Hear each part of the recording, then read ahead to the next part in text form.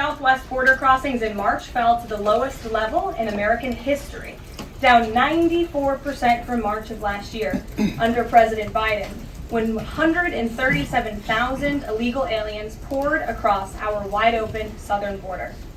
Thanks to President Trump's leadership, Border Patrol agents are now back to doing the jobs they signed up for, securing the border, rather than serving as travel agents for illegal aliens.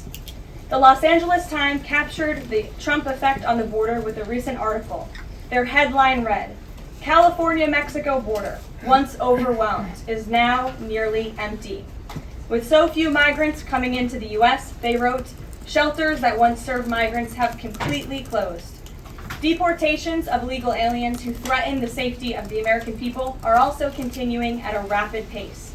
Over the weekend, the United States military transferred a group of 17 violent criminals from the Tren de Aragua and MS-13 terrorist organizations to El Salvador. And an illegal alien who was released by the Biden administration into our country was just arrested in Georgia and charged with the horrific killing of Camelia Williams, a mother of 5 and grandmother. The suspect has now been indicted on charges of malice murder, felony murder, aggravated assault, rape, aggravated sexual battery, and necrophilia, which for those who don't know, necrophilia is a sexual obsession with a corpse. This suspect was ordered to be removed in July 2023, but the Biden administration allowed him to stay. This case represents the ruthless murderers, rapists, and pedophiles who Joe Biden and Democrats let into our country over the past 4 years through our southern border. They should have never been here in the first place.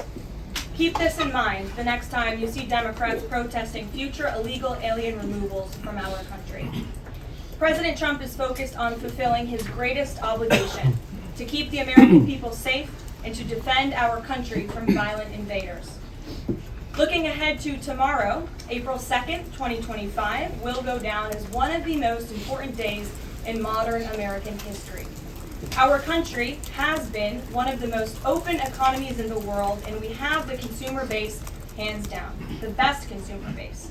But too many foreign countries have their markets closed to our exports. This is fundamentally unfair. The lack of reciprocity contributes to our large and persistent annual trade deficit that's gutted our industries and hollowed out key workforces.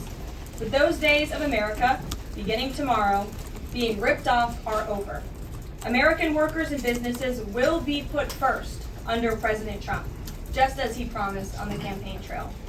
The president's historic action tomorrow will improve American competitiveness in every area of industry, reduce our massive trade deficits, and ultimately protect our economic and national security. President Trump's economic vision is rooted in common sense. America will offer companies the lowest taxes, energy costs, regulations, if they make their products right here in the United States and hire American workers for the job. It's simple. If you make your product in America, you will pay no tariffs. We have already seen a number of the largest companies in the world respond to this economic approach. For example, Project Stargate, led by Japan-based SoftBank and US-based OpenAI and Oracle, announced a $500 billion private investment in a United States-based artificial intelligence infrastructure. Apple announced a $500 billion investment in US manufacturing and training. NVIDIA announced it will invest hundreds of billions of dollars over the next 4 years in US-based manufacturing.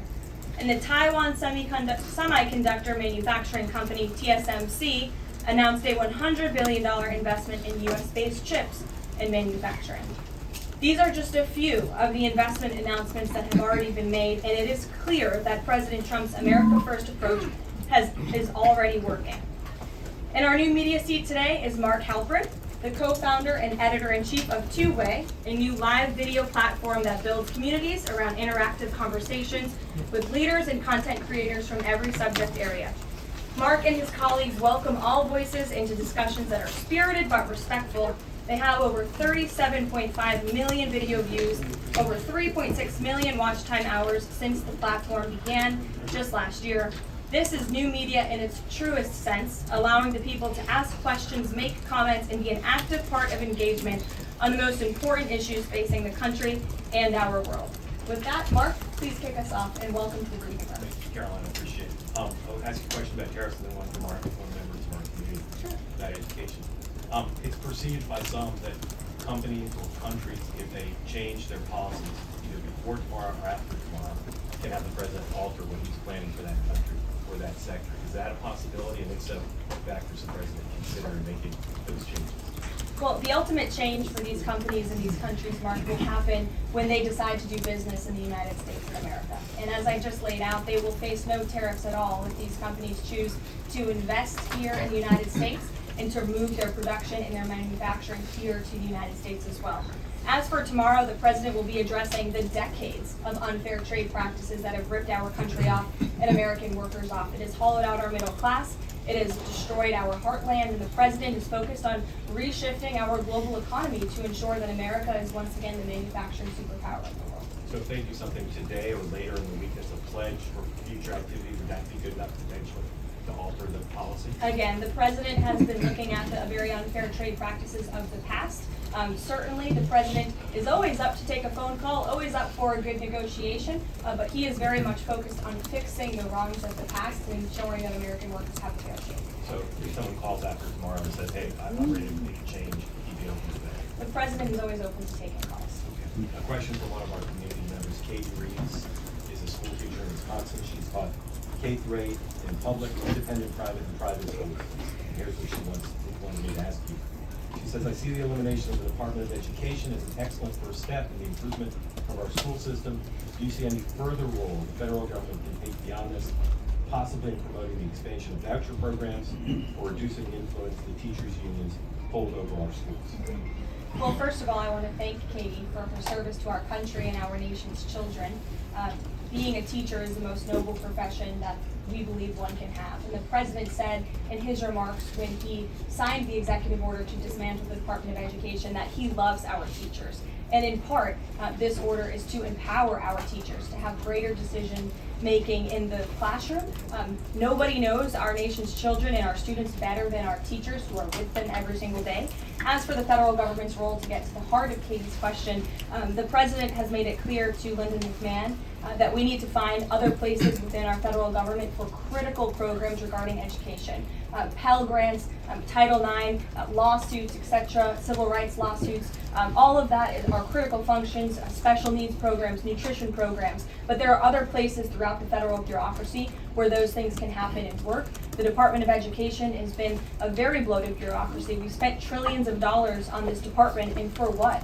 Our children are worse off as far as education goes today than they were when this department originated, and that's very concerning for the president. So the two issues she cited are those priorities for the president: school education choice, vouchers, and diminishing the role of teachers unions.